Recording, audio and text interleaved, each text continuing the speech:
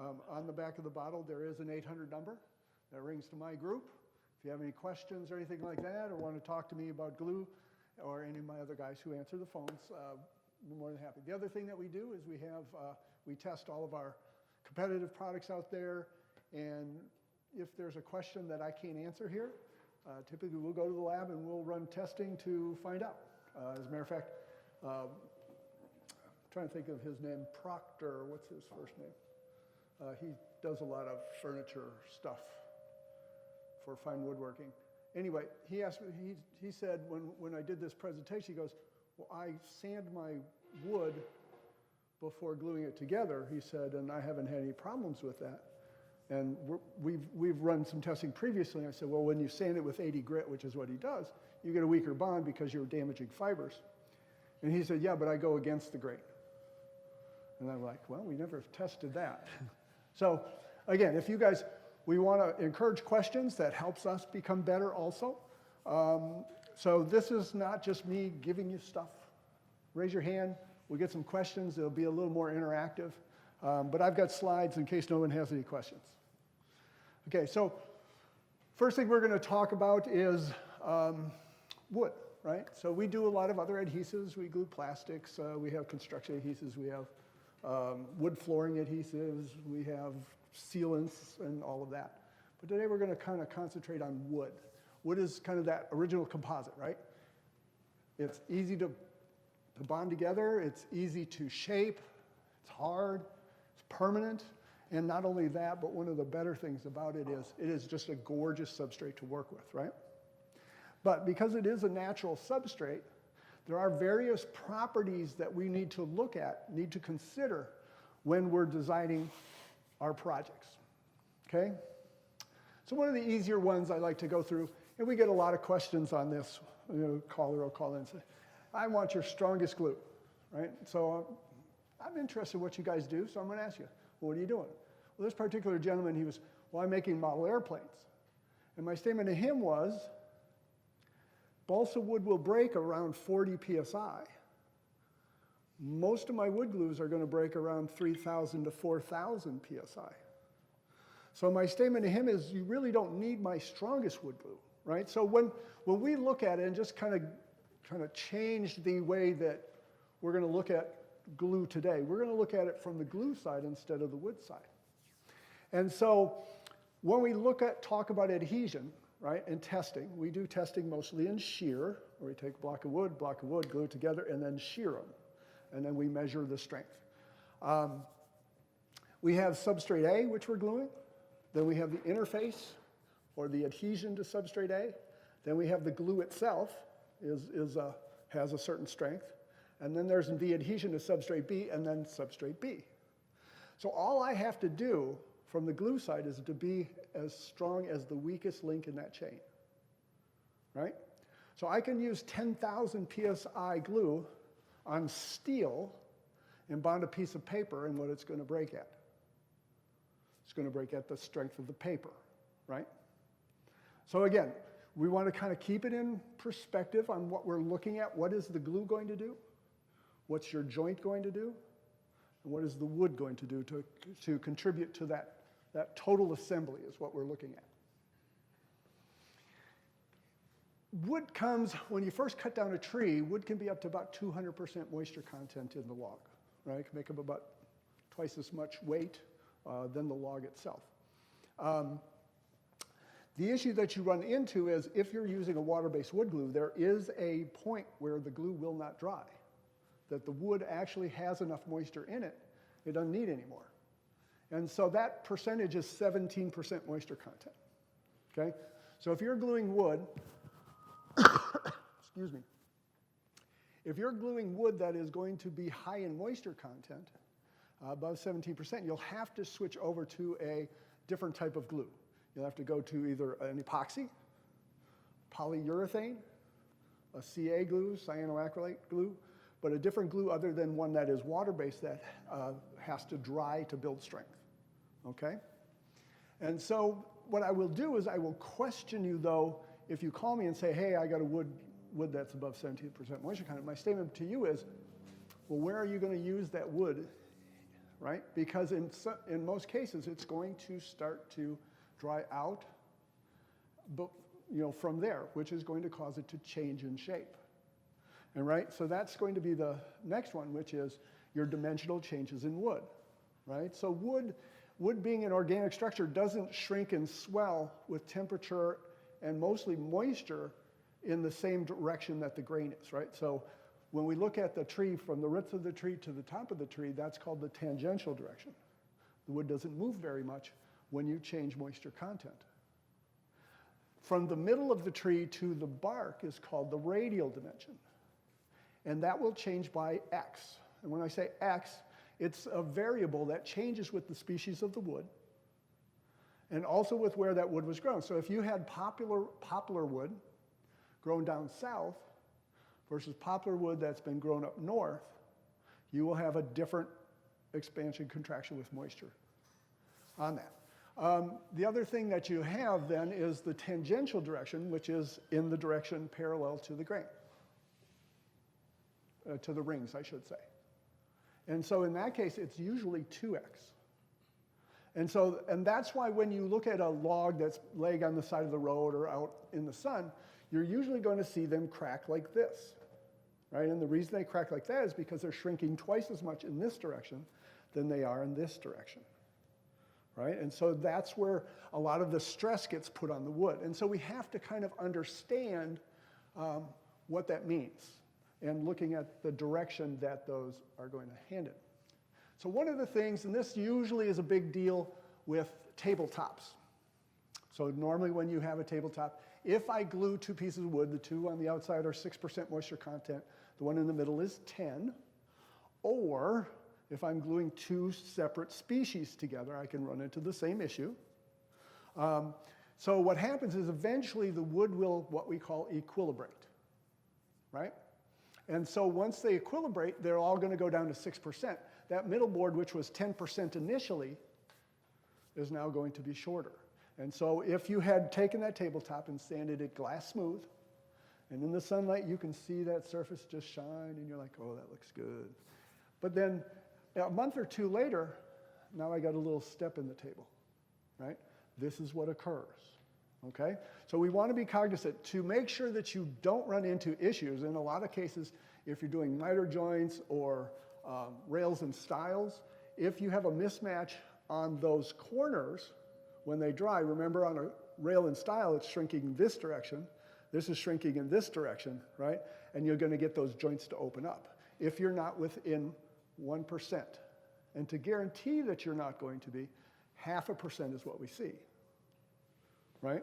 So we want to be cognizant of that. The other thing we want to look at, and usually the calls that I get at this point say, your glue is extruding from a glue line. And I'm like, really? And the guy goes, yes, it is. I can feel a glue joint. I said, well, and everybody here has scraped hard glue, right? I mean, dried glue, it's a hard plastic. Once it's dry, it's just a hard plastic is what it is.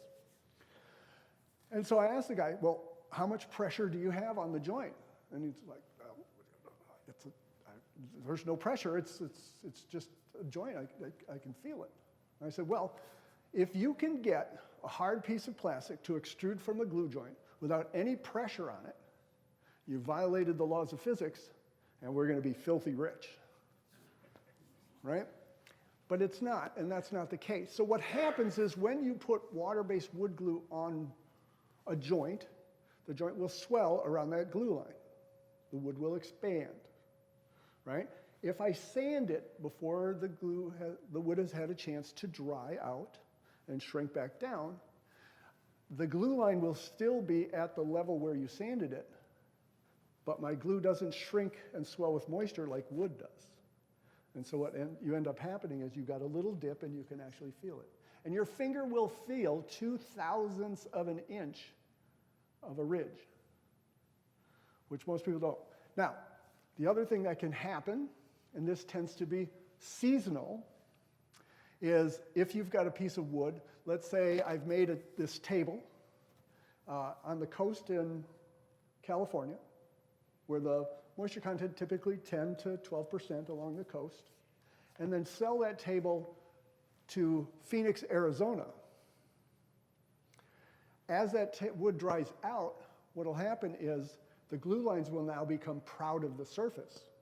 And in some cases, they can be so bad that they'll lift the finish up. And then you'll get white stripes down the length of the table. And that's when we usually get the call that says, your glue sucks. Well, I can tell you our glue doesn't suck because, well, I could say that about other companies I work for, but this company that I work for, Franklin International Type-On, we have really good quality systems. And the 15 years that I've worked for Type-On, we've never had an issue. Everyone has always been an issue with how it was glued up. And we used to take a lot of calls, and that's why I started this program, which is to go around to the woodworking guilds and help to outline what the glue does, what the wood is doing, and what some of the problems that can occur. Okay?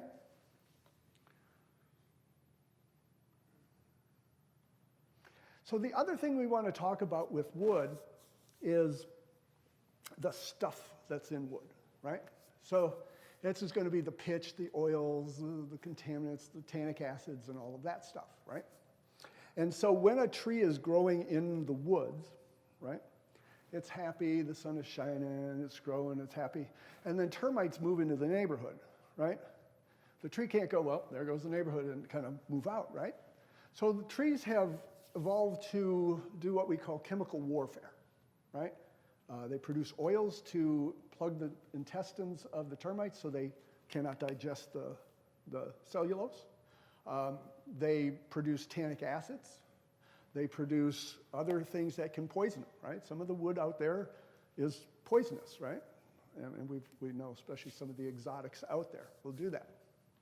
But why does that make a difference? Why does having oil in the wood make a difference? Well, the issue comes in is, who here believes that wood glues work by bonding through the pores of the wood? Okay, well, if you believe that, what would be the strongest bond that you could have? End grain to end grain, correct? You would have the most pores in the wood surface area, and therefore that should be the strongest bond.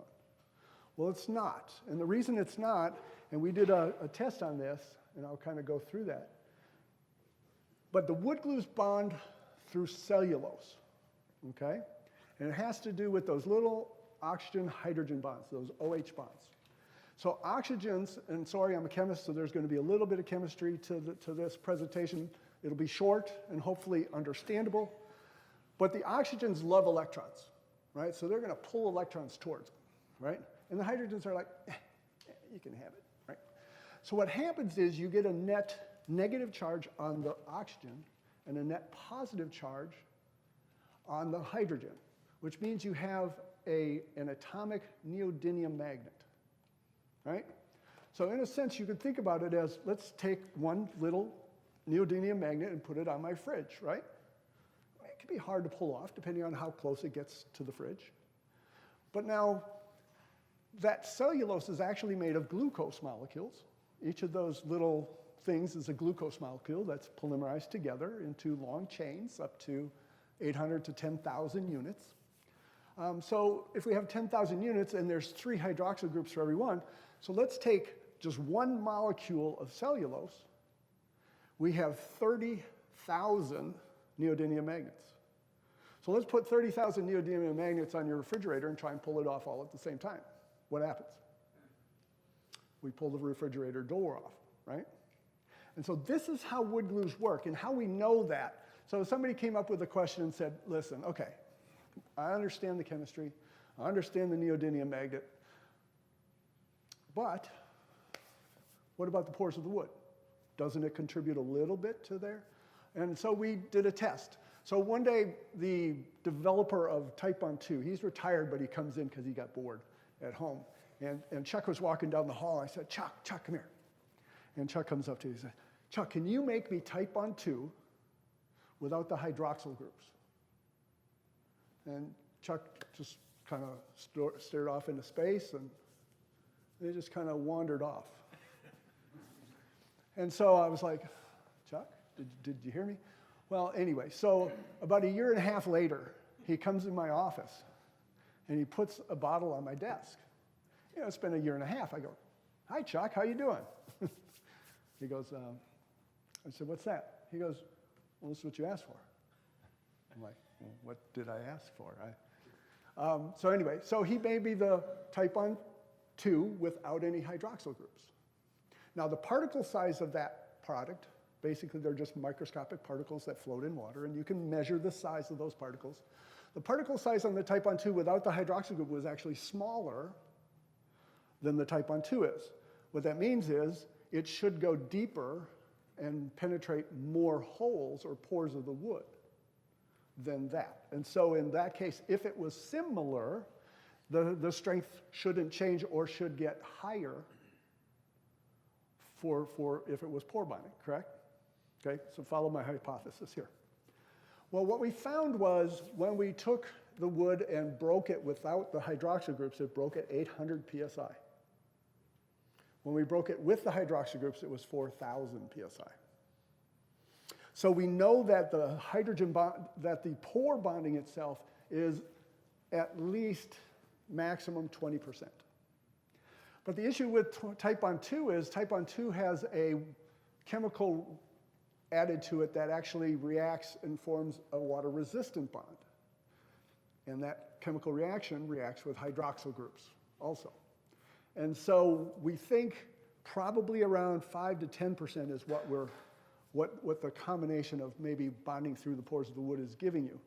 But it is not a major, a major portion of that strength. So what we know is we want to make sure that we get good hydrogen to bond to. We want cellulose that can bond. Now, a couple of things. Oils in wood, you're going to have to wipe them off with acetone. Anybody here work with Ipe at all? Ipe is a very oily tropical wood, very pretty. If you haven't ever used it, it's gorgeous. Hard as a rock. I mean, you can take a hammer and just bang it. You won't have any dents in it. It's that hard. So if you've got something that's going to see a lot of wear and tear, Ipe, great product to work with. But it's very oily. I made a tabletop with it. Ended up, you take a white rag with acetone. Acetone tends to work the best. You can use alcohols, but alcohols tend to have water added to it. You can use denatured alcohol, but the denaturing tends to add chemicals to that, usually oils, which then puts more oil into the wood. So usually acetone is going to be your best bet. So you take a white rag and you wipe with acetone until the rag comes back clean. If you're working with Ipe, you'll give up and just glue it up anyway, because you'll never get all the oil off the surface. But what you will do is you will get as much cellulose as possible to bond into your project, right? In a lot of cases, if we look at a tabletop, what is the stress that a tabletop really is seeing? Right? And we'll talk a little bit about that in terms of the joinery that we do. The other thing we want to watch out for is burnishing, right? So when we burnish wood, we're actually charring that cellulose into a carbon char. There's no cellulose, there's no hydroxyl groups on there, it's just carbon units. And so you're removing a lot of the bonding area that the glue can bond to. So if you've ever tried to bond laser cut surfaces, those burnt ends of lasers, they don't bond very well.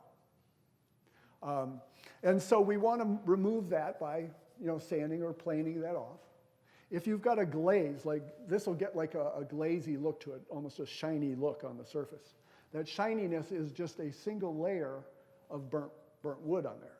And that's going to also affect it because it doesn't bond through the pores of the wood. It doesn't go deep into the wood. It's a surface phenomenon that bonds the wood. Make sense? All right.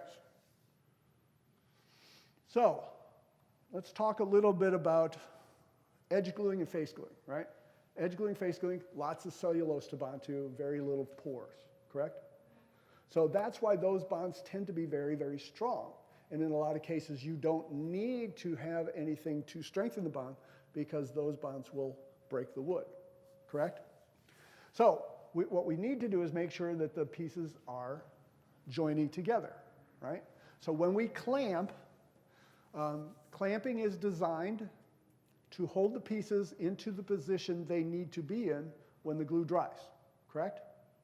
So what you need is you need to make sure that wherever your clamp hits the wood, it's going to give you what's called a cone of force, right? That cone of force typically 45 degrees in each angle, so about 90 degrees from the face on each side. The stiffer the wood, the wider the cone. The more flexible of the wood, the shorter the cone, okay? Make sense? So if I have something that's thin, and we can kind of think of this as a veneer, and this is kind of easy to think. If I've got a veneer that I can't really just use clamps to clamp that down, because there will be areas where I don't have force on the veneer and it'll start to bubble, right? And so what we want to do is make sure that we add a caul on top of that to bring the force down, or a vacuum bag, which a vacuum bag will then push down in all areas at a maximum of about 14 psi. So when we look at putting clamping pressure on, everybody goes, well, we've got to put a lot of clamping pressure out here. Well, get it closer. But if we look at a vacuum bag clamp at 14 psi, those are very strong bonds too.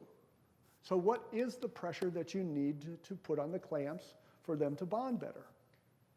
Well, that question came up one time. Somebody had sent in some jatoba, which is Brazilian rosewood, which is very hard, very, very hard wood.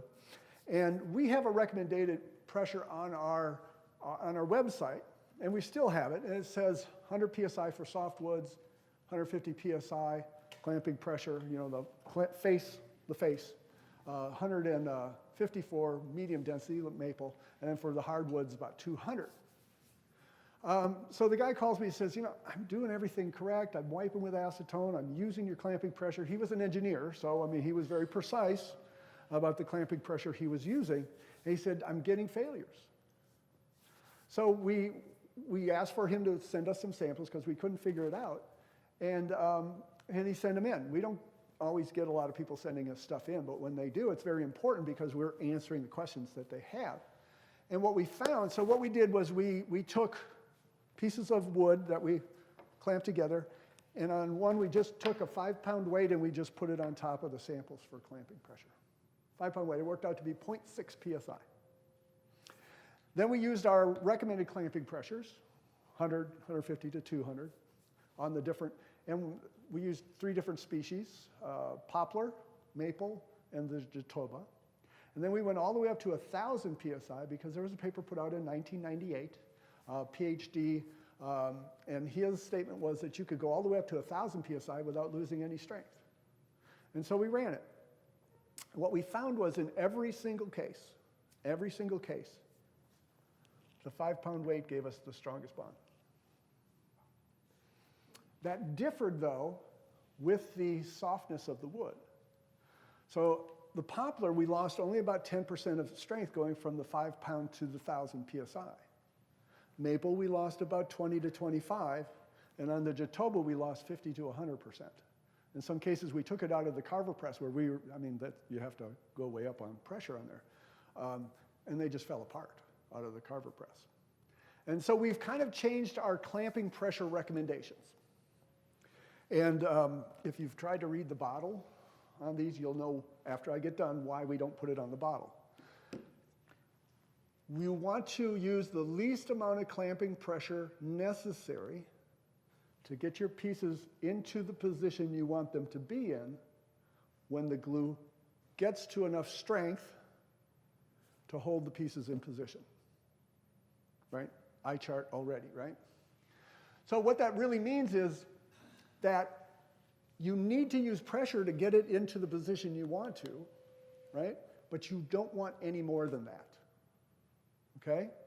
So if this a little bit is good and this is better, no, that's not the case.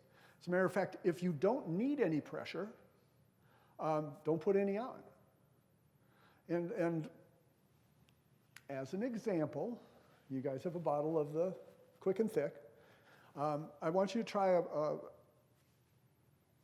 try a project. Make a small picture frame. Okay? Put the glue on, push it in and then put them in. Put them in at 90 degrees. Hold them on a jig, flat table. You know the deal. It's got the angles. and then just hold it for 15 seconds, and then pick it up, put it over to the side, get your other 2 pieces, and do that. Then wait for about 5 minutes for the glue to get a little bit stronger, and then glue your other ends, get them together, and leave them sit.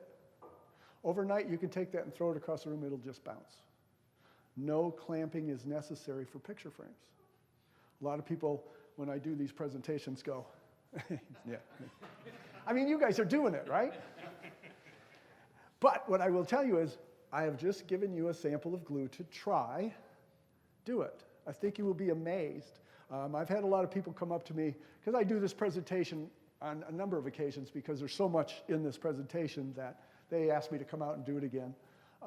And I've had people come up to me and said, you know, I thought you were full of crap, so I was going to prove you wrong. He goes, yeah, I'm not clamping my picture frames any longer. So, I mean, you really don't need to clamp. And there are countries where, you know, they're so poor, it's hard to get clamps, right? And so South America, Africa, a lot of places where they've got tons of wood, they don't have the clamps. They don't clamp at all. They just do rub joints. So what a rub joint is you put the glue on the end, rub them together until you feel the glue catch. And we'll go through why that is. And then they just set them aside. Right? In the morning, they are as strong as can be. So again, my job is not necessarily to tell you how to change what you're doing now, right? If it's working for you, fine. But if you're finding that, you know, I make that tabletop and I've clamped it really hard on the edges and stuff because I had a little bit of a crown in the wood, right? So the edges were clamped a little bit tighter than the middle. And then I cut off that end and it hits the ground and some of the pieces come apart. Maybe that was the reason why they came apart. So just again, you want to just kind of think about that. The other thing we want to talk about is what happens when the glue dries, right? So this is actual picture type on original under a microscope. Little balls of plastic that float in water. Actually, the PVA, as we determined, doesn't really bond to wood very well, about 800 psi, and that's if it's got chemicals that actually bond to some of the cellulose. It's the stuff on the outside that we use to stabilize the plastic in the water so it doesn't all sink to the bottom like marbles, right? It's the polyvinyl alcohol that has the hydroxyl groups, which are soluble in water, which allow the particles to float, okay? So what happens over time, the particles are far apart, they get closer, closer, closer together until they start to touch. And everybody's rubbed wood glue between your fingers, slippery, and then all of a sudden it starts to, what I call, let's just define it, it putties up. If you took that glue, once it putties up, spread it on wood, clamped it together, it wouldn't bond. It doesn't bond. And the reason is because the glue cannot flow and get to the cellulose to get the hydroxyls to the hydroxyl groups, right? They tend to have a little bit of air in between, and so kind of like a magnet on a fridge, if I put 2 or 3 pieces of paper between them, it gets to be easier to pull them off, right? And then less and less get to the wood itself, and so I have a weaker bond in that particular case. So where is that? What is that putty point? Usually, if we look theoretically, with marbles all the same size, usually that's going to be about 67% salt. So I could still get 33% water in that jar with all the marbles in it, right? And so most of the wood glues that we have are 50% solids. That type on 3 that you got, that's 50% solids. This, however, is a fast setting adhesive. This is 60% solids. And so the type on 3, I've got 17% moisture to work with before it starts to putty up. And not only that, we actually add wood flour to that to plug the pores of the wood to keep the water. So we can play with it to keep the water from soaking into the wood. So we can play with the glue a little bit by formulating around stuff. With Type Bond Original and Type Bond 2, we add a little borax to that, which causes the particles to coagulate sooner. And so they're designed to set a little faster. Type Bond Original, Type Bond 2 were designed as production adhesives because time is money when you're trying to glue stuff together, right? In some cases, people will take it out of the clamps in about 7 minutes with Type Bond 2. Now, my lawyers will tell you, no, that's not what you want to say. You want to say at least 30 minutes. But again, those are fast setting. Now, if you did that same thing with type on 3, which is a slow setting adhesive, they come apart. We say 30 minutes, but that's kind of pushing it for 3. I wouldn't take anything that I've made with type on 3 apart for 2 hours. But again, I don't see anything reason to keep them together longer than 2 hours either, right? So glue will go through what's called a cure curve, right? When you first put it on, it has zero strength, or it's got a little bit of strength, but we could say 0. And then over time it goes up. The slope of that curve is going to tell us how long we have to keep it in the clamps for it to get to the strength that it needs to be when you release the pressure from the clamps, which then puts all of the stress on the wood, right? So better joinery means less time in the clamps. If you've got joinery that you're forcing wood to stay together in a certain position, right? You're having to force things a little bit, then you've got to wait longer for the glue to dry a little further and strengthen a little further to handle that stress. That's the only reason. What you're looking at, this is the reason when you call me on the phone and say, well, how long do I have to clamp it? I'm going to tell you, I don't know. Because I don't know what the stress is. I don't know what your, how well you've cut your joints. Do you have a spring in there? You've added water to one side of a piece of wood with the wood glue. Is that piece of wood going to want to warp or twist? So this is what the clamping is doing. It's holding it in place while the glue strengthens over time. Okay? So what we do, so that putty point is important, right? And so what we do is we give you what's called an open time and a total assembly time. The open time is the time you have to put the glue on and then get your pieces together. And then the total assembly time is that time where if you don't have it in the clamps, it's not going to set right. Now what will happen is if you don't, it'll slip in the joint, right? And if you're past that putty point, once it slips, and when I say slip, right? When I say slip, that means one particle, half of a particle size it has to move, which is 1/1,000,000th of a meter, right? So if you've actually seen it move, then it's really moved, right? So if you say, oh, it didn't move, well, it really did. And what happens is when you pull it apart, the glue cannot flow back together again. You end up with some air in there. That air allows for all of the stress to concentrate along that gap, and then it breaks, zippers right down through the gap, and so gives you that weaker joint. How much weaker is it going to be? I don't know. It's going to depend on how far past that putty point you have gotten. The farther away you are, the more problems you have. As a matter of fact, I had a gentleman call me in, and the call started with, my glue sucks. And he said, and normally when people call me and say, I've been doing this for 30 years and have never had a problem, I'm going to have to tell you, I can't help you if you're not going to tell me the truth. Because I've been doing this for a long time, and I have problems gluing up. But anyway, so this is type on 2. The gentleman, this is actually a newel post for a stair newel post. He cut me a sample off. And he sent it in, and I said, and we were on the phone for an hour and a half. I mean, we were talking, what could it be, this, that, the other thing. And, we just couldn't figure it out. So I said, you're going to have to send me a sample in before I can tell you what happened. And so, and again, normally he doesn't, but this guy sent it in, and I still use this in my presentations because it is such a good example of it. So what he did was, I don't know if you can see that from the back row, but this is the side he glued first. And he put glue on this side. Then he put glue on this side. And then he put glue on this. I can't get this one apart. Okay? So, but what I can tell you, and what I called him back up and I said, listen, I said, my glue is not smart enough to play tricks on you. My glue can't go, I'm going to bond here, but then I'm not going to bond here. That's going to be really funny. So it can't do that. So what happened was the glue dried before he could get this together, right? And it transferred a little bit of glue to this side, but you could see where it just came apart. So I agreed with him. I said it came apart. Absolutely. Type on 2 is notorious for setting fast, and this is what it does.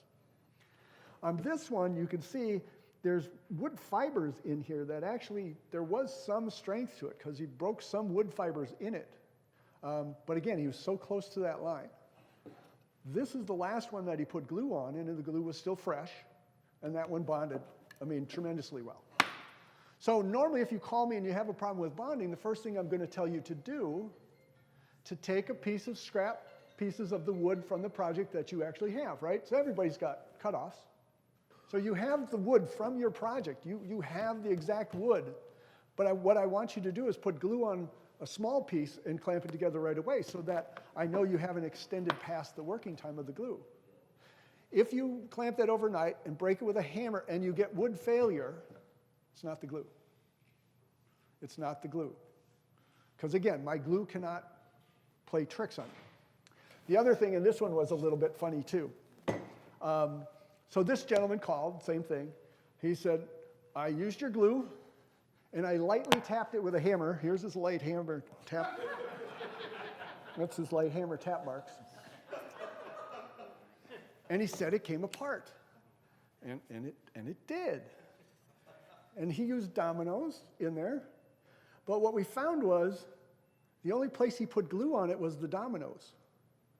And so where the dominoes was, it broke the wood, but he didn't put any glue on the gluing surface. So what I can tell you guys is if you don't use my glue on the gluing surfaces, it will not bond. I can guarantee you that. So we talked about that.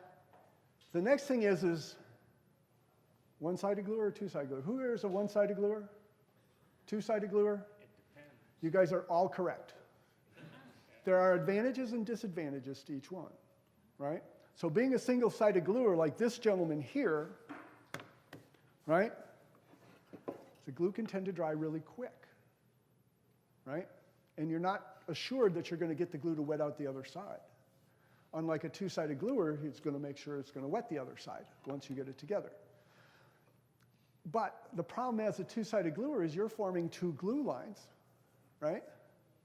And everybody's put glue on a piece of wood, right? And it felt draggy, right? Well, that dragginess means that the glue has already puttied up along the surface of the wood, right? That wood is sucking the moisture right out of the glue, right? And then the air is evaporating it out, right? So those are the things that's occurring. And so then the glue will set. Type on 2 is notorious for setting fast. So as a single-sided gluer, you can get the invisible glue lines and the tiny bits of squeeze out, right? But you got to be really fast because you're going to run into problems. Now, as a two-sided gluer, you're going to use twice as much glue, and we thank you. You're going to be more assured of a good bond, right? Because I have glue on both sides that I know has bonded to the wood. And all I need is a layer, one single layer of liquid glue when I put it together. That's all I need. I just need it to flow into itself to get a good bond without, displacing the air, right? That's what we need it to do. So there's no real answer. If you're a one-sided gluer, you need to get an egg timer. I mean, seriously, get an egg timer. Because most of the calls we get for failures are with type on 2 because they just go over that time. Now, when we do all of our testing that you're going to see on all of our data sheets for amount of time, type on 2 an original 5 minutes open time, and then you got 5, maybe 10 more minutes to get your stuff in the clamps. Type on 3 is going to give you 10 minutes, and then 20 to 25. So a lot more time, and a lot of people call me and say, yeah, I like type on 3 a lot better because I've used 2 in the past, but that glue sucks because I had some problems with it, right? Well, the problem isn't really with the glue. You probably didn't glue it up fast enough, and it becomes a big issue, especially if you're a single-sided gluer with type on 2. And so just a note, you want to be cognizant of how you're gluing up stuff, making sure that the glue is still going to be liquidy when you get it together. There's always, we watch YouTube videos. People send me YouTube videos all the time. So, well, what about this? What about this? What about this? and the guys that put the glue on and then wait a little while to, quote, let the glue set up, definitely don't want to do that. So if you're seeing that on the web, that is wrong. And just note that you can type back to him and say, Bob from TypeBond says that is wrong. Please, because it just gives us more calls. All right. So the next thing we want to talk about is the joinery, right? Because this is the real key to woodworking, is to pick the right joinery that is going to allow that project that you're making to last for the amount of time that you need it to last, right? So let's say if I got a chair, I'm making somebody a rocking chair, and I want them to hand it down through the generations, right? That chair is going to need different joinery than, say, a chair that I'm making for the kid till they get to be 6 years old, right? Now, the joinery doesn't have to be as strong and need to last as long, right? Because a chair typically takes a lot of racking forces. Probably the call that we get most is for how do I repair chair joints, right? Especially old antique chair joints. I digress. So let's talk about the mortise and tenon. Mortise and tenon joint is probably the most difficult joint to glue correctly. So if I have a tight-fitting mortise and tenon joint, tight-fitting, I've got to kind of pound it together, I can glue that with water and you're not getting it apart. Correct? Correct? Today. Because the wood is swelling, right? That mortise is going to shrink, the tenon is going to swell, and you get water on that tenon and pound it together, you're not getting it apart. As a matter of fact, I think some of the, is it the Windsor chairs, or some of the, that use you wet the wood or something to, or you dry the wood, and then it gains moisture, and then it expands into the joint. You don't have to glue them in some cases, right? What? Just wedge it. It wedge it, right. So let's say I got a tight-fitting mortise and tenon joint, and I put glue on it, and pound it together. Is it glued? I don't know. You just basically scraped off all the glue, pushing it into that hole. Is there enough glue on there to hold it when it dries back out? I don't know, right? So let's say okay, fine, I'm going to make it a little bit loose and use a water-based wood glue, right? So it's a little bit loose. They go in, I got to push it in a little bit, come out, and I put the glue on, goes in, and it feels pretty tight at that point in time. Is that okay? And my statement is, well, when the glue dries, it's 50% moisture, it's going to shrink, the glue's going to shrink. Are you going to form any air pockets in that joint? The answer might be yes. You get an air joint, if you get an air pocket in a mortise and tenon joint in a chair, especially when it's these racking forces, it's going to, if it moves at all, it'll end up breaking a wood fiber, which will allow more movement, which will then break more fibers until failure. So I've gone to making my joints a little bit loose. Not that they just fall out, but they're relatively loose. I don't have to pound them in at all. Right? I put them in. And I use an epoxy.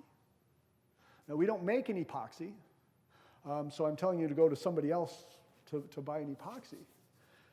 But an epoxy will stay the same shape and size when it cures. There's no water or anything like that. So it will fill the gaps.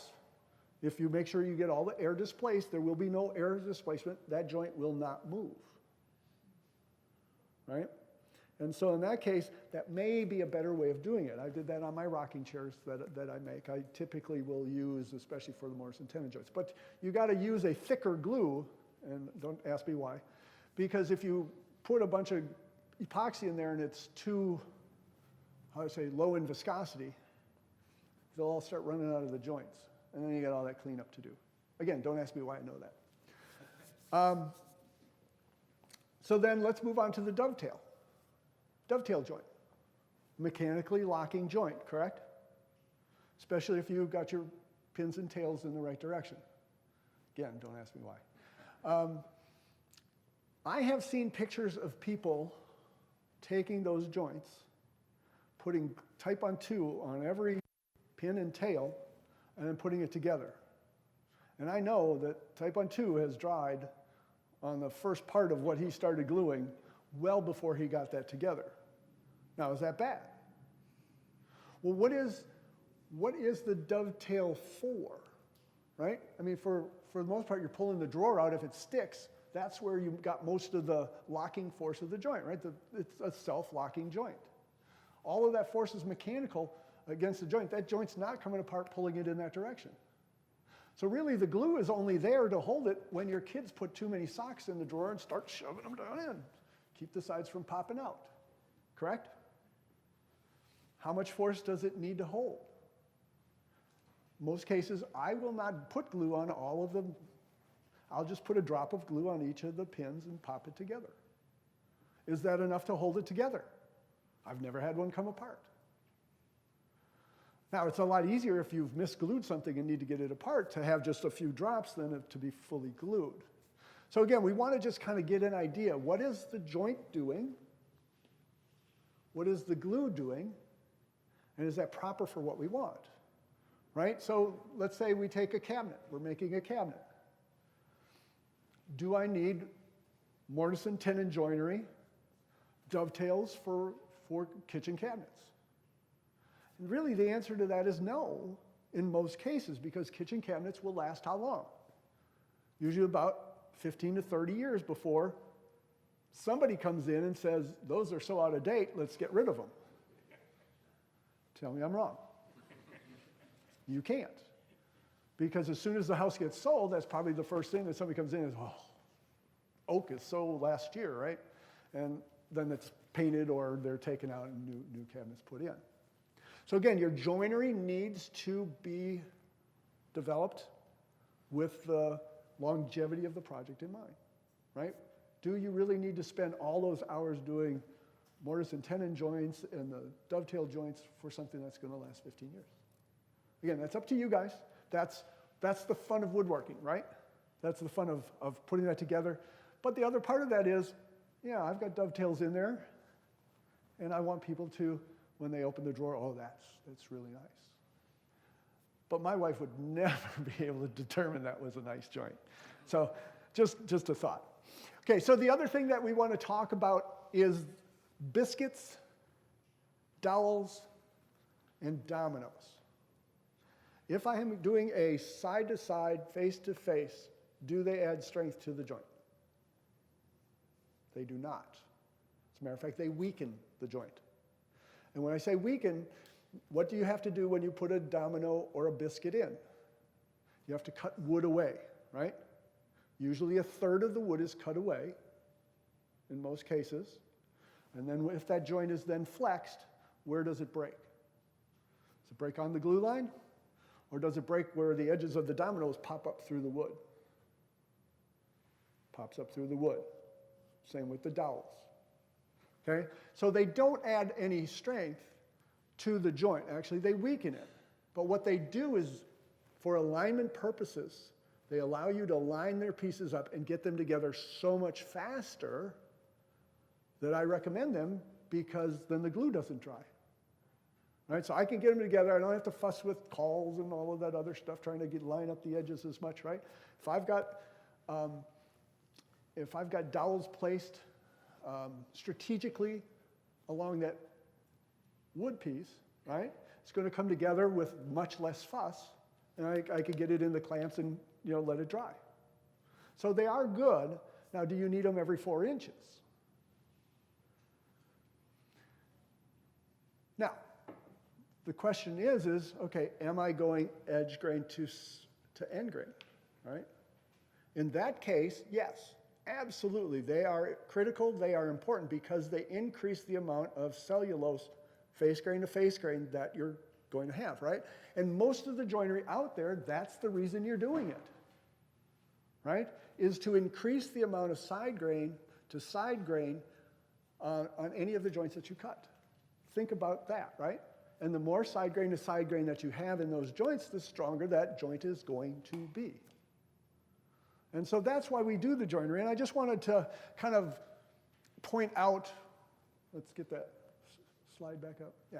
So point out that when you're putting things together, right? When you're deciding what joinery to put into your projects, we want to keep that all in mind. It's not, and the glue is part of that, right? What is the glue going to do, right? If I have a self-locking Japanese joint, right? Do I need the glue at all? In most cases, no. But if I don't ever want it to come apart, then yes, some drops here and there will work just fine. But again, understand what your joinery is doing, understand what the stress is going to be on that project, how long does it need to last, and then that's the whole fun of designing your furniture, designing your project, designing your cabinets, designing whatever it is that you're going to do, right? Just like with my Ipe tabletop. The reason I made it out of Ipe was because this was for the children's game room. And trust me, they had devastated a piece of furniture we had in there before, and there's not a dent in this table. So you choose the wood, you choose the joinery, you choose this and that to make it function for what you want it for. Now, once we move and we don't have kids, is that table even going to get used anywhere ever again? I don't know. We may take the top and cut it off and make it into a table or something else, right? But it's not going to function as it is now, right? So again, we take it into account of what you have. Is it going to need to be disassembled at a later time also? I'll just leave it at that. Okay? I go through some hot and cold pressing, but usually people fall asleep during this. Typically for veneering, you want to get the glue down as fast as possible. If you got large surface areas, use a trowel. Resilient flooring trowel works really well. You take the gallon, goop it in the middle, it plops out in the middle, and then you just spread it around real quick, get your veneer on, get it in the bag as quickly as possible. With veneering, you want to make sure that your substrate and your veneer are very close in terms of moisture content. And the reason for that is if your bottom layer expands versus the top layer over time, it'll cause it to grow, causing that top veneer to split. So where you see veneer splitting, that's typically because the substrate doesn't match in terms of moisture content. We talked about end grain gluing, probably more than we need to. If you have to glue end grain, the best way to glue end grain is use a very thick glue, which this is, or take any of the other glues. Because the end grain is like straws, it's going to suck the glue out of the joint. You want to push glue into the end grains to satisfy the end grain so that when you put another bead of glue in the middle, it stays. It doesn't disappear once you clamp it in place, if you're clamping. If you don't clamp, in a lot of cases, it doesn't matter because you're not pushing the glue hard enough into the end grain for it to disappear and get a starved glue joint.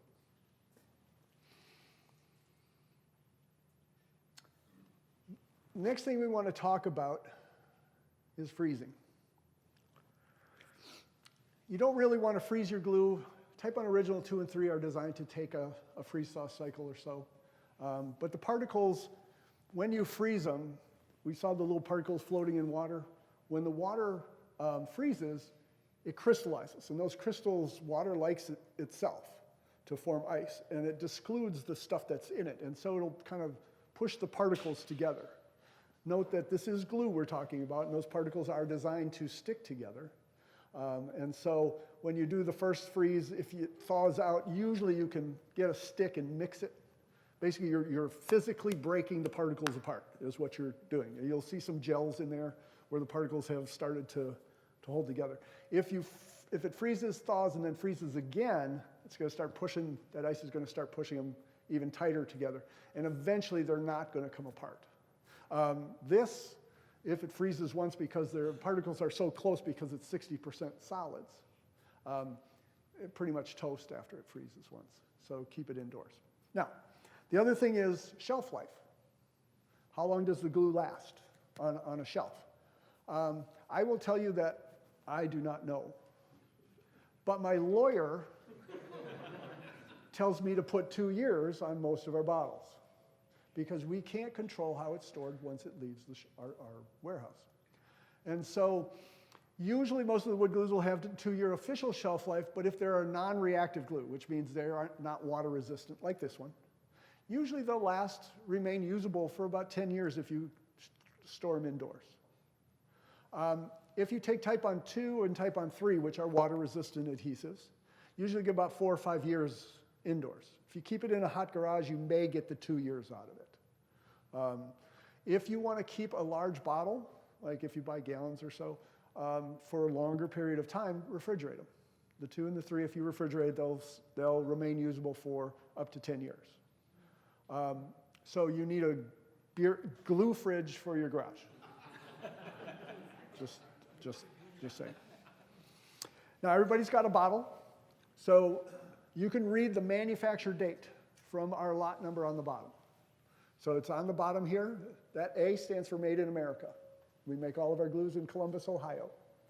We do have a plant in China, but that's only because all of our furniture manufacturing was exported to China and we had to follow. We don't import any glue from China. It's all used in China. The next 2 digits after the A are for the year. In this case, it's 25 for 2025. The next 2, 08 for August. The next 2, 08 for the 8th of August, 2025. Last 3 digits are a batch number for that day, so that's 102nd batch made that day. So you can tell how old it is. The reason we don't put expiry dates on there is because we don't want people throwing the glue away if it's still usable, right? I mean, there's no reason to throw a glue away. Easy way to tell if your glue is still usable. Grab some scrap pieces, put the glue on, put it together, clamp it, break it with a hammer overnight. If you're breaking wood, the glue could be 10,000 years old, it's still usable, as long as it's breaking wood, right, in the project that you are using it on. If it's balsa wood, obviously that's going to be a much different stress than, say, if you're using Jatoba, right? So just to know. Chalking temperature. So every bottle on here has a temperature at which you need to use it above. And the reason for that is, well, this is the formula for Type on Original. I'll wait while you write that down.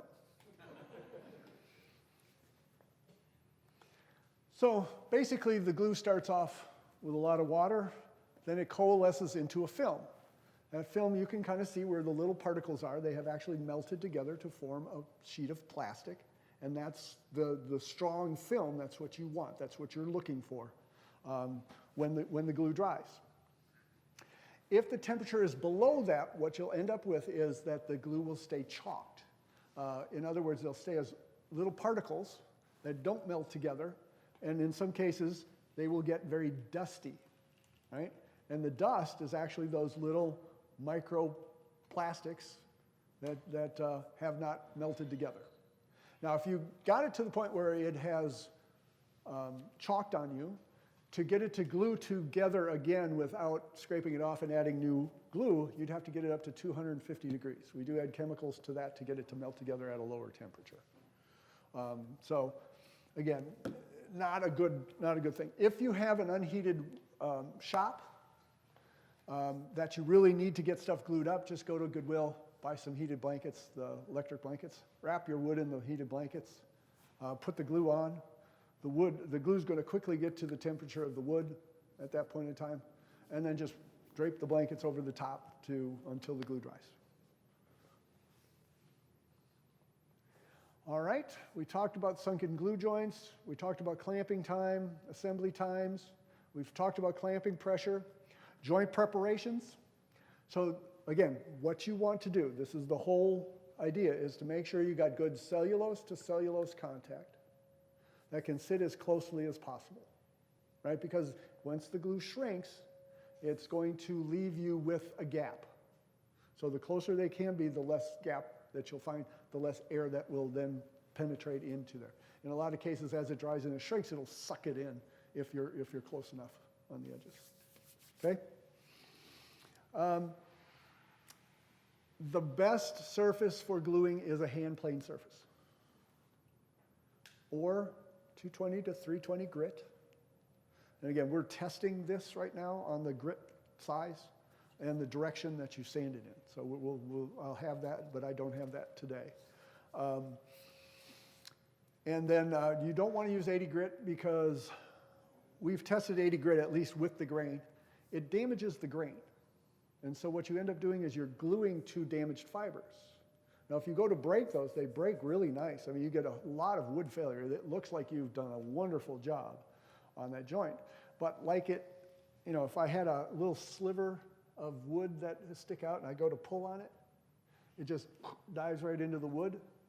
That's what happens. You get the good wood failure, but it fails at like 20 to 25% lower strength because of that, because you're really pulling on damaged fibers instead of good, strong wood, okay? So just a thing to look at. If you've got burnishing, you got to remove that. If you're using, does anybody here know what torrefied wood is? So torrefied wood is where they put it in an oven under nitrogen atmosphere and they cook it. So it turns a darker brown. It's much more stable. They use a lot of it for exterior use now. Just note that the darker they torrefy it, that it's basically you're burning off the hydroxyl groups to get the cellulose to be more stable, less likely to expand and contract with moisture. It's the cellulose in the wood that actually does the expanding and contracting. And so if the wood is more stable because of that, it's because the hydroxyl groups are gone, and so they don't want to attract as much water. They're also not going to attract the glue as much, too. So the more torrefied the wood, the harder it is to bond that together. All right, so we're getting to the real reason for this presentation, which is the 5 steps of successful wood gluing. And now that we've gotten through most of this, what I can tell you is the first thing you want to do is a dry fit. And the reason you want to do a dry fit, the number one reason we get calls on our helpline is, how do I get a joint apart? Because either I've put it in backwards or, in the worst case, put them in upside down. Believe me or not, this does happen. So what do you do now, right? So we're going to ask you questions. Well, what type of glue is it? What type of a joint, right? So if you've got a pinned mortise and tenon joint, you're not going to like my answer. If you've got a miter joint, my answer may be just a hairdryer, soften the glue, especially if you use the Quick and Thick. Quick and Thick tends to soften with temperature a little better than some of the other glues do. It's a soft, flexible adhesive, and the reason it's soft and flexible is it was originally our molding and trim glue. So it was designed to bond molding and trim onto pieces, say like a cabinet. So if I've got a cabinet with the wood running in this direction, most of the movement is in this direction, right? Right, this direction? If I put a piece of molding on there, if I glue a piece of molding on there, that wood is moving this way because this is the the longitudinal direction of the wood. It's not moving at all. And so this glue is designed to actually not pin nail up your molding. You can just glue it in place, put the glue on the gluing surface, rub it in place, hold it for that 15 seconds, and then let go. And a lot of people are going, nah. Give it a try. Here's your sample. Give that a try. And it does work. And I've put a lot of trim on pieces of wood, like fireplace. You know, they've got those little molded decorative pieces. You just put that glue on there and just pop it on there, and then just hold it and then let go. That's a good glue for if you cannot clamp something together. Okay? So give it a try in those areas. But anyway, it's softer. If you made a miter joint with that, a hairdryer will soften it, and you should be able to use a spreader clamp to just pop them apart. Okay? If you put your dovetails and put glue on every single pin and tail, and then put it together, again, you're not going to like my answer to that. All right, and then some of the glues will be easier to get apart if you use hide glue. Hide glue is not resistant to humidity. So just put it in a room with a lot of steam, and they'll basically just fall apart. If you've used Type-On Original, you could use, it's a mixture, so what dissolves and softens glue is a mixture of acetone, water, and vinegar. 1 to 1 to 1 will soften any water-based adhesive, okay? And you have to soak it. In some cases, it'll soften one, then you scrape off, especially if you got it on your clothes, you could scrape it off. And kind of get it apart. Usually it's a lot of work, and what will end up happening is you're just going to be wrestling with this piece of wood. Best to, again, get it together in the right direction. And a dry fit will help you do that. It'll also tell you how many clamps you're going to need, right? It's also going to inform you how well your joinery is going to come together once you get all of your pieces together. In some cases, the joinery may be off by a degree or so, and so you're going to have to force that piece of wood into the position it needs to be in. That's going to help you understand that while there's no glue, right, where you got the time to kind of think about that. Either then at that point fix the joint, or at that point just understand I'm going to need more clamps in this area. I'm going to need to force it together a little bit, right? So that dry fit is going to tell you a lot of things, right?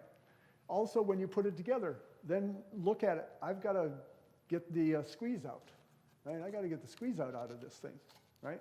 Sand it and all of that to make sure I can stain it properly and it looks good, right? And so that's a time where I can look at it. I'm not going to be able to get sandpaper into that area.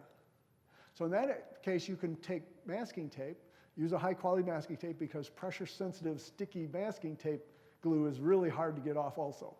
But use a good one, then you can tape those edges and then just kind of use a razor blade, cut the edges. When it comes apart, when you go to put it back together, the squeeze out goes on the tape, and then you can just pull it off. Okay, so it gives you a good idea of a lot of different things that can go on, right?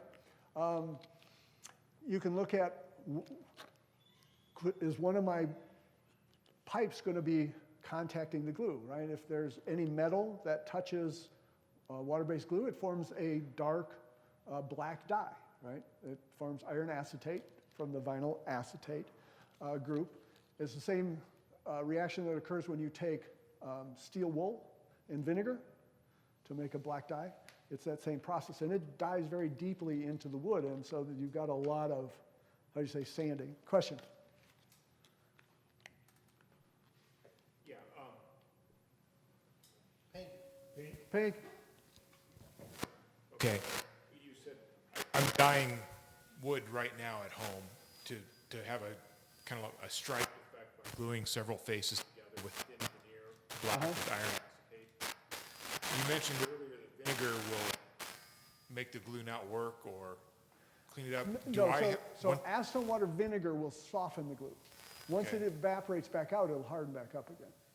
Okay, so as long as this wood is perfectly dry that I've ebonized So, with that solution. yeah, so it should basically, glue fine. just check the pH of your, do you got those little pH strips and stuff? Because you can look at that and then you just put a little bicarbonate into it to bring the pH back up a little bit in some cases. But the problem is if you have something that is really acidic, like and it dries, the concentration of the acetic acid goes way up, it can start to damage the fibers of the wood over time. So be a little careful with that. Are all these tight bond products, are they all aliphatic glue? So so the whole aliphatic versus aromatic versus, it's all a marketing made-up thing. So I'll kind of go through the history of it, and that'll kind of, so back in the day before World War II, right, most of the glues used were hide glues, either hot hide glue, or in our case, it was the liquid hide glue. And the difference between liquid hide glue and a hot hide glue is we add a salt, urea salt to that, and all it does is it lowers that gel point from above room temperature down to 40 degrees.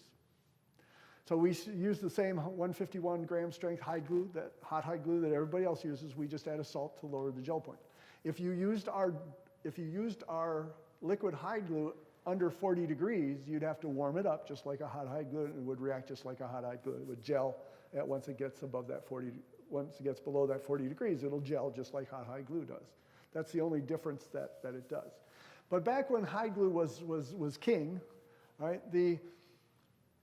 During World War II, there was a lot of how to make synthetic rubber. A lot of research was a lot of money that the government put out. And so a lot of the polymers, synthetic polymers, were then developed during that time. One of them was vinyl acetate. Didn't work very good for tires, but they found it glued wood together pretty well.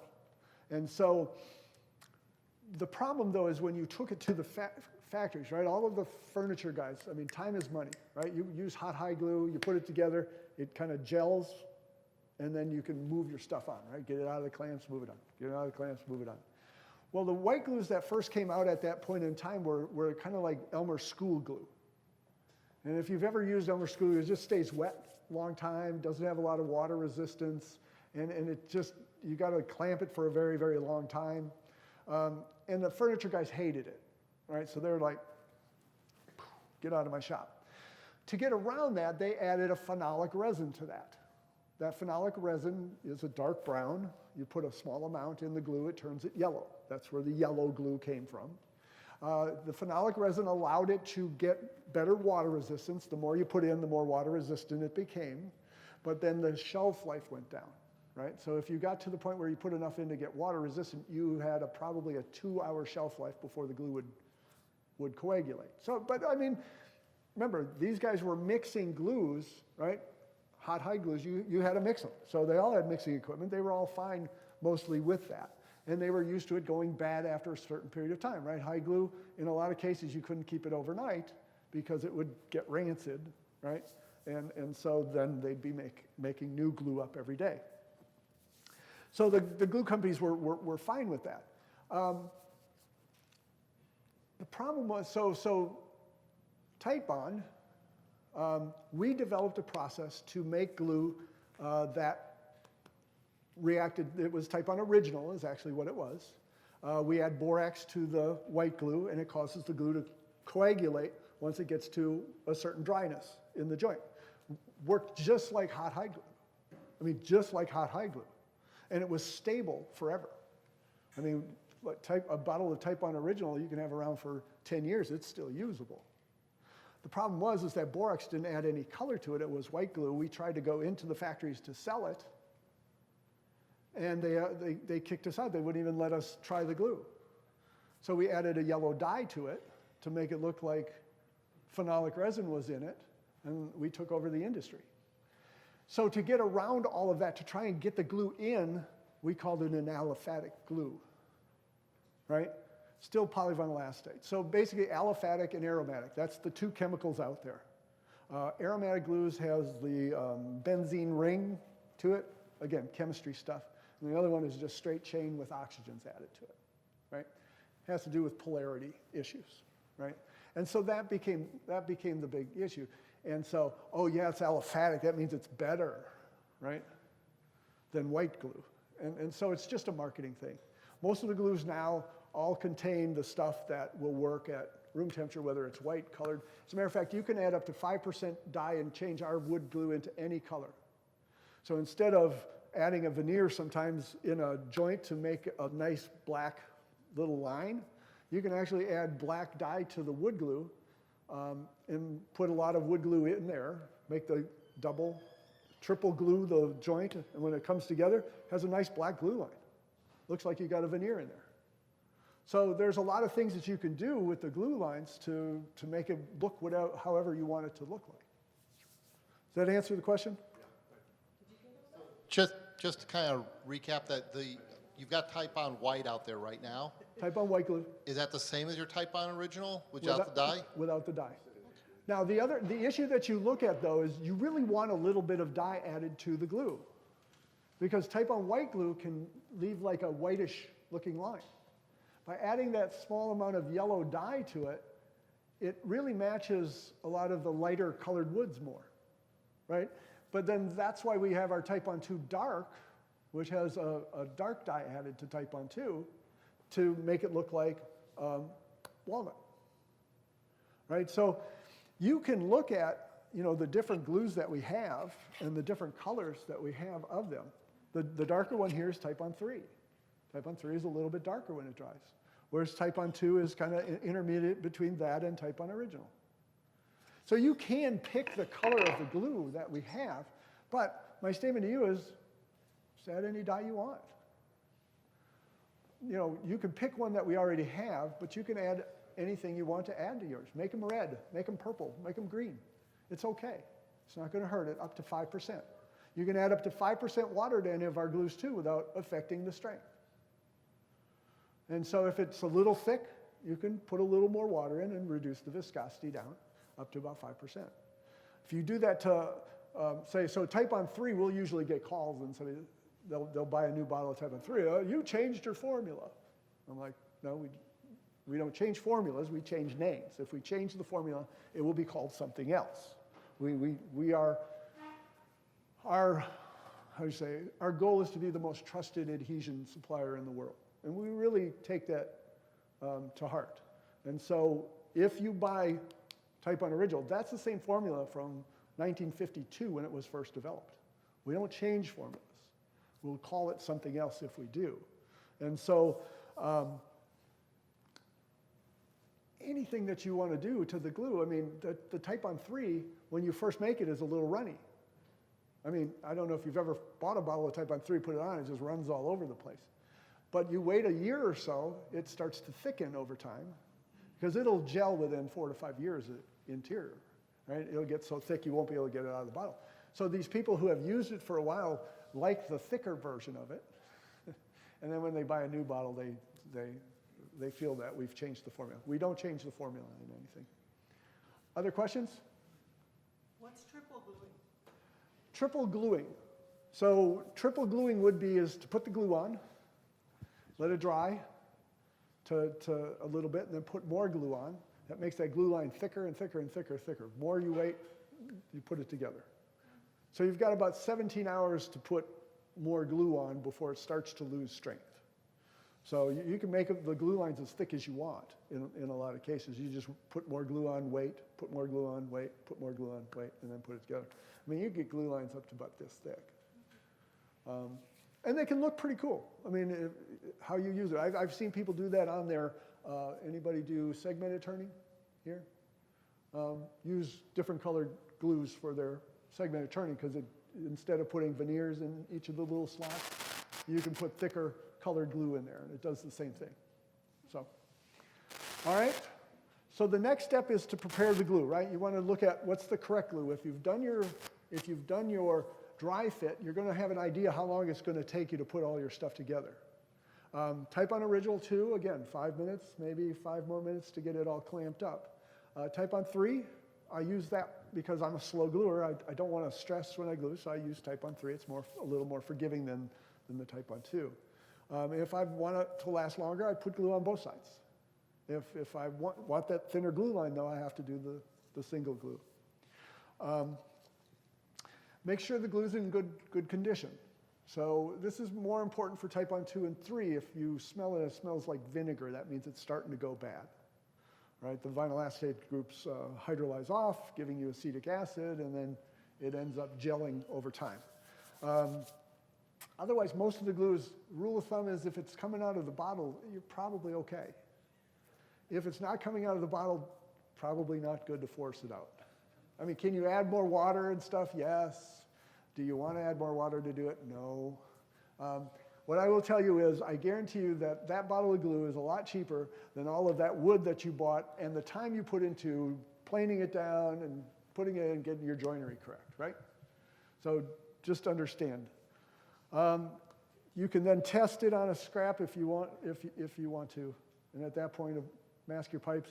Prepare your cleanup, right? Step 3, just if you're doing water-based wood glue, just get a bucket of water. Just have a rag handy. If it spills, if you get it on your shirt, that's not the time to go then clean it out while the glue is on the wood, right? And so just take the water, get it wet, keep the glue wet. If the glue stays wet, it will not set. So then you've got plenty of time to then go over under the sink and just rub the little particles out, right? That's all you're doing, is you're washing the particles out of the fabric that you have. Now, if you do get one that stays on there, you missed it, and you find it later, again, the acetone water vinegar, soften, scrape, repeat as necessary. If it goes through the dryer, and then you find it, wear it proudly, because it's not coming out. All right, then if you're using if you're using epoxies or you're using urethanes, you'll have to, usually acetone works great. Tends to work best for it. It dries really fast though, and that's the problem. So if you want to use an alcohol, or in some cases the alcohols won't work as well, but mineral spirits can work. I find that, and it doesn't evaporate as quickly, but usually it's not as good as the acetone in terms of getting stuff up fast. Okay? Then you want to do your glue up, right? Make sure you're above the chalk point. Again, that dry fit should tell you how much time you have. You may want to glue up in stages if you have a lot of stuff to glue up at one time. Now, what you can do, if you need an unlimited amount of time for glue up, you can always get the wood above 17% moisture content. Well, what does that mean? Well, I can take all my joints and put a little bit of water on them. That'll get the wood up to 17% moisture content. It's not going to want to soak in water. So I'll get an unlimited amount of open time. And then if I get a ultrasonic humidifier and just blow humidity over my glue up area, and the relative humidity gets above 100% or around 100%, nothing's going to dry. So I can get unlimited amount of time to get everything together, but the problem is now I've got wet wood. And it's got to dry before the glue dries. So it's going to take a lot longer. How much longer? I don't know. It'll depend on how much water you put on, right? And so again, yes, it's okay, but note what you're doing, how that affects the glue, and how much more time you're going to have, right? Because now I'm going to have a little more time before I can sand that, right? Because now it's soaked up even more water before I start to sand. Otherwise, I might get the sunken glue joints, which we talked about. Again, so all of this all fits together in a sense. But yes, can I do it? Yes. Do I want to do it? That's the question, right? Can I do it in sections, or I could go up this section and this section and then put those sections together? That may be a better choice than waiting around the 3 weeks before it dries out enough where I can use it again, right?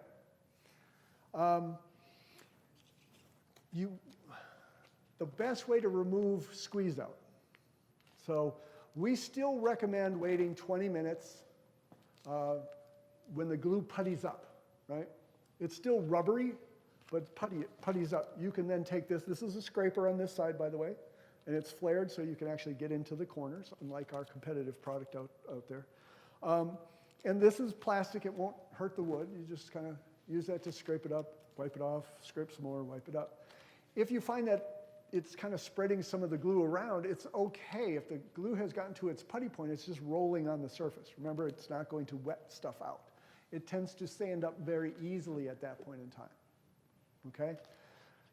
We found, though, that the best way to get it up is to take a wet rag and just roll the adhesive up off the edge and then just wipe it down.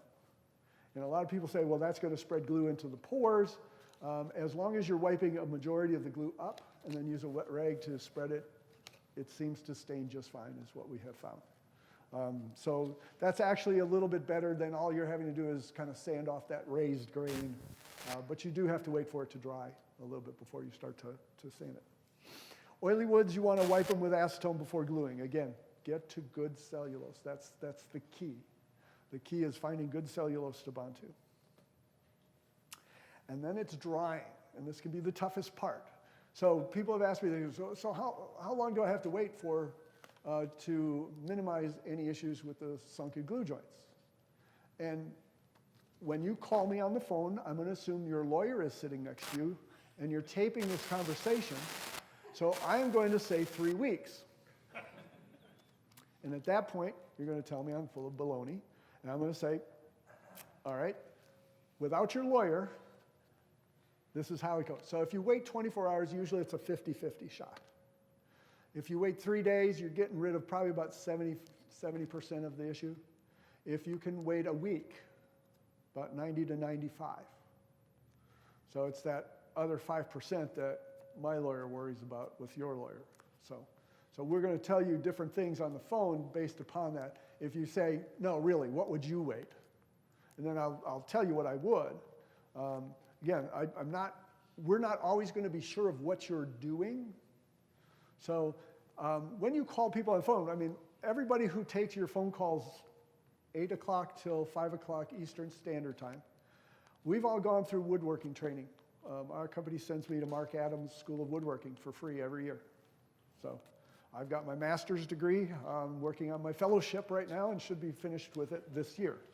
So we know what you guys do, what you guys are doing out there. And but the problem is we don't know what you're doing in your shop. Right? We don't know who has a moisture meter in their shop. Right? So we're going to say, well, what's the moisture content of your wood? You're going to go, I don't know. So my answer back to you is going to be, well, I don't know. Right? I mean, because that's a very important thing to know in terms of, well, how long is it going to dry? You know, how long does it need to wait to dry? What is your moisture conditions? And I'll tell you, we have to look at the weather all around the country. So we get calls all the time. Your hide glue's not drying. Your liquid hide glue sucks. I put it on 24 hours ago and it's still wet. And we ask them, well, where are you from? Normally it's California. And we look at the weather coming into California all the time because we get calls. Is it raining there? Yeah. Has it been raining for a couple days? Yeah. Hide glue is not resistant to humidity. You know, and they're not used to humidity. Right? They're used to having it relatively dry in a lot of areas of California. Question? A lot of what you've been saying today is moisture impacts the joints a huge amount when you're using the glue. So back to your point on when you built a rocker, what's the downside to using like epoxy? What's the advantage of the water-based over the epoxies? Because it seems like they're very complicated with the moisture. So epoxy, so the issue with epoxy is you have to mix it well, right? And so or a poly, or some other. well, so a polyurethane tends to foam. So I would not use a polyurethane for those joints because the polyurethanes foam. You'll end up, if it doesn't fit really tight, then you'll end up with a joint full of foam. Foamed polyurethane breaks at about 40 psi. Non-foamed polyurethane will break at 3,200 psi. And so if you've got a loose joint, you do not want to use a polyurethane. And epoxy is great to use, but the problem is, again, you got to mix it. And you got to mix it really well. And the reason for that is because, so how epoxies work is they've got a molecule has two female sides, which is part A, and then you've got the other molecule, which is your part B, which has two male sides. As soon as you mix them, they start to link together, right? Link, link, link, link, link, link, link. The longer the chain, the stronger the polymer. If I'm off by one molecule, I'm at half the molecular weight already, right? If I'm off by two, I'm a third of that, right? So again, your molecular weight goes down. In some cases, if I mix it and it's not mixed well, I have areas that have very low molecular weight, very low molecular weight, and they're gooey. Once you mix them and put them in, and they're gooey, nothing you can do about it. You got to take your whole joint apart and redo it. So they're a pain in the butt to use because A, you got to mix them really, really well. And then B, they tend to be runny in most of the cases. I like the JB Weld, but the thicker they are, the harder they are to mix, right? And then they get thicker as you mix them, right? As you use them. Once they're mixed, they start to react. If you can keep them cold, if you keep them colder, they react slower. They give off a little bit of heat as they react, so they react faster and faster and faster and faster once you get them put together. And so they're very unforgiving, I'll put it that way. So that's why. But other than that, I mean, they're great to use. You just got to understand, this is what I'm using. This is how I'm going to have to use it. This is, I'm not going to be able to put 8 joints together all at the same time. Unless I've got a really, really slow epoxy. But then if I've got a really, really slow epoxy, I'm waiting 3 weeks for it to fully cure before I can start working on it, right? So again, they're a pain in the butt. They're expensive. The water-based adhesives are the strongest glue that you can use, and they are so cost-effective and almost idiot-proof in terms of use, other than knowing how to use them properly, right? Once you understand that it's all moisture-based and set time, they're the easiest glue to use. I don't have to mix. I just pull them off, boop, put them on, stick them together, and they're going to give me a bond that is stronger than the wood. Epoxies tend, in most cases, for wood glues, not as strong as water-based wood glues. They tend to be a little bit weaker. But again, depends on what you're gluing. I mean, if you're gluing most of the domestic hardwoods that we have, they break between 1,500 to 2,500 PSI. Most of the wood glues, whether, epoxies are going to be around 3,000. Our water-based products are going to be around 3,500 to 4,000.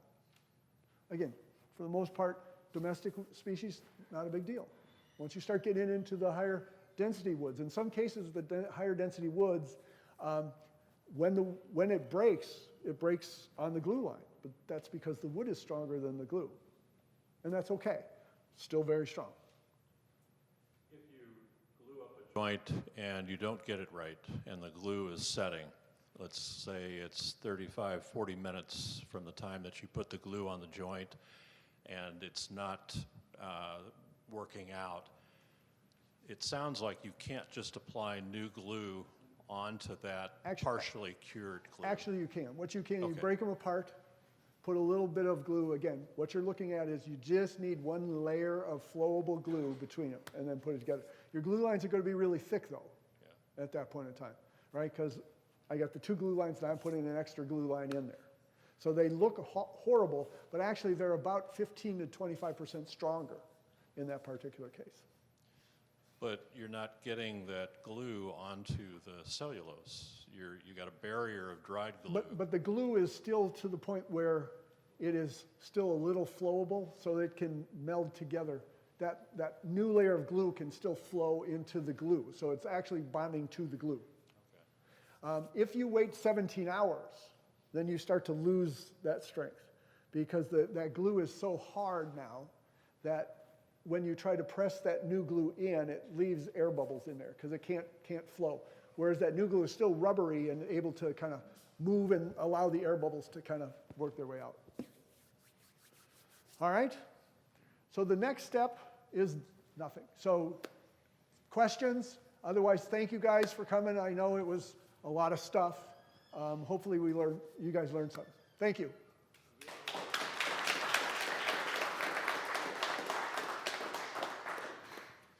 So do we have any questions? You were talking about the dyes. What kind of dyes? You can add any dye or any pigment. If you add a pigment, a solid pigment, make it 50-50 with water. Add a drop of Dawn dish detergent just to get the powder to, mix better. It tends to wet out better and so spreads better. But yeah, you can add powder to the glue, but if you get above that 67% solids, it'll just coagulate on you. So you got to be a little careful with how you add that. Something like a RIT dye? RIT dyes work fine. Thank you. Yeah. Trans tints also work. So the trans tints from, I don't know, they sell. Yeah. So you can actually add finish to them too. So you can add the finish to what color, or if you're putting a dye in or going to put a stain, you can add stain to the glue too. I want to thank you all for coming out. I want to thank you, Bob, for coming. Thank you. We have a tradition here at the Guild for guest speakers. You get a limited edition Kansas City Woodworkers Guild, and you get a mug shot. So. Okay, well, that's in front. There we go. Just a little more. All right. Thank you very much. Thank you very much. Appreciate it. Thank you. Appreciate it. Thank you. Now, I know there's people out there who have questions who don't want to ask questions in front of everybody. I'm going to stick around for a little while. You guys come up and ask me questions. And if you could help pick up the chairs, I would appreciate it.